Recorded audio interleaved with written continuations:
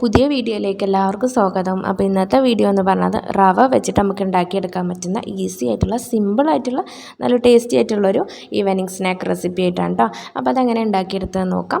അതിന് വേണ്ടിയിട്ട് ഒരു പാൻ അടുപ്പത്ത് വെച്ചിട്ടുണ്ട്. അതിലേക്ക് 1 കപ്പ് വെള്ളം ഒഴിച്ച് കൊടുക്കുക. എന്നിട്ട് അതൊന്ന് ജസ്റ്റ് ചൂടായി വരുമ്പം അതിലേക്ക് ആവശ്യമായിട്ടുള്ള മസാല പൗഡേഴ്സാണ് ഇട്ട് കൊടുക്കുന്നത് കേട്ടോ. 1/4 ടീസ്പൂണ് മഞ്ഞൾപ്പൊടി, ഒരു 3/4 ടീസ്പൂണ് മുളക് പൊടി, 1/2 ടീസ്പൂണ് മല്ലിപ്പൊടി, പിന്നെ 1/4 ടീസ്പൂണ് ഗരം മസാല.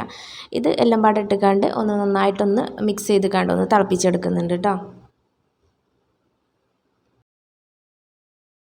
എന്നിട്ട് ഈ വെള്ളം ഒന്ന് തിളച്ച് വരുമ്പം അതിലേക്ക് 1/2 കപ്പ് റവയാണ് ഇട്ട് കൊടുക്കുന്നത്. 1 കപ്പ് വെള്ളത്തിന് 1/2 കപ്പ് റവ എന്നുള്ള കണക്കാണ് കേട്ടോ. എന്നിട്ട് അതൊന്ന് മിക്സ് ചെയ്തെടുക്കുക. റവ ഇട്ടുകൊണ്ട് മിക്സ് ചെയ്തെടുക്കുക. ലോ ഫ്ലെയിമിൽ ഇട്ടിട്ട് വേണം ചെയ്തെടുക്കാനായിട്ട്. എന്നിട്ട് ഒരു 1-2 മിനിറ്റ് ഒന്ന് ജസ്റ്റ് മിക്സ് ചെയ്യുമ്പോൾ തന്നെ ഈ റവ ഒന്ന് കുക്കായി കിട്ടിക്കോളും.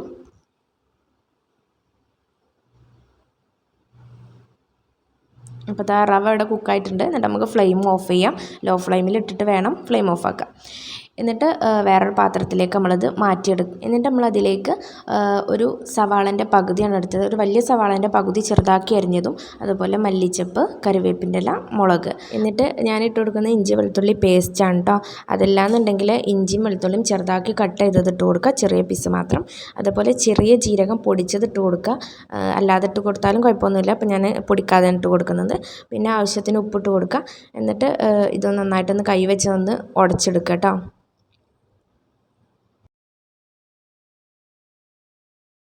അങ്ങനെ അതൊന്ന് മിക്സ് ചെയ്തെടുത്തതിന് ശേഷം നമ്മൾ വേവിച്ച് വെച്ചേക്കുന്ന ഉരുളൻകിഴങ്ങാണ് ഇട്ട് കൊടുക്കുന്നത്. ഒരു വലിയ ഉരുളൻകിഴങ്ങ് തന്നെ എടുക്കുക.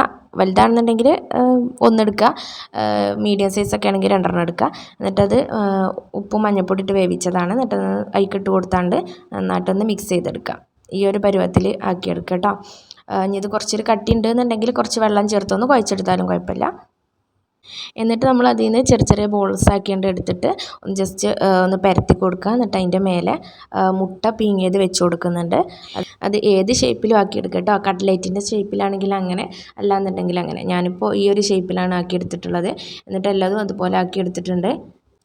എന്നിട്ട് നമ്മൾ ബ്രെഡ് പൊടിച്ചിയിൽ ഒന്ന് കോട്ട് ചെയ്തെടുക്കുന്നുണ്ട് കേട്ടോ. അങ്ങനെ എല്ലാതും ചെയ്തെടുക്കുക. ഇനി വേണമെന്നുണ്ടെങ്കിൽ നിങ്ങൾക്കിത് മുട്ടയിൽ മുക്കിക്കാണ്ട് ബ്രെഡ് ക്രംസിലും ഒന്ന് കോട്ട് ചെയ്തെടുത്താൽ മതി. ഞാനിപ്പോൾ അങ്ങനെ ചെയ്തെടുക്കുന്നില്ല. എന്നിട്ട് ഒരു പാന് ചൂടാക്കാൻ വെക്കുക. എന്നിട്ട് അതിലേക്ക് നമ്മൾ ഓയിൽ ഒഴിച്ച് കൊടുക്കാം. എന്നിട്ട് ഇത് പൊരിച്ചെടുക്കാം കേട്ടോ. അപ്പം ഒരു മീഡിയം ഫ്ലെയിമിൽ ഇട്ടുകാണ്ട് പൊരിച്ചെടുക്കുക. എല്ലാം ഒന്ന് അതിൻ്റെ ഉള്ളിലൊക്കെ ഒന്ന് കുക്കായി വരണമല്ലോ.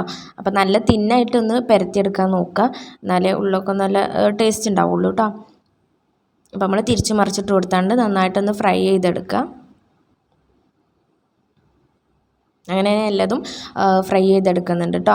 മീഡിയം ടു ഒരു ഹൈ ഫ്ലെയിമിൽ വെച്ചുകൊണ്ട് വേണം ചെയ്തെടുക്കാൻ. അപ്പോൾ അത് നമ്മൾ റവ വെച്ചിട്ടുള്ള ഒരു സ്നാക്ക് ഇവിടെ റെഡി ആയിട്ടുണ്ട്. അപ്പോൾ അത് ചൂടോടെ തന്നെ സെർവ് ചെയ്യാൻ നോക്കുക. ചൂടാറിക്കഴിഞ്ഞാൽ അത്ര ടേസ്റ്റ് ഉണ്ടാവില്ല. ചൂടോടെ തന്നെ സെർവ് ചെയ്യുമ്പോഴാണ് അതിൻ്റെ കറക്റ്റ് ടേസ്റ്റ് ഉണ്ടാവുള്ളൂ കേട്ടോ. അപ്പം എല്ലാവരും ഒന്ന് ട്രൈ ചെയ്ത് നോക്കുക. എന്നിട്ട് ഫീഡ്ബാക്കൊക്കെ ഒന്ന് അറിയിക്കുക. വീഡിയോ ഇഷ്ടപ്പെട്ടാൽ ലൈക്ക് ചെയ്യാനും ഷെയർ ചെയ്യാനും സബ്സ്ക്രൈബ് ചെയ്യാനും മറക്കല്ലേ കേട്ടോ.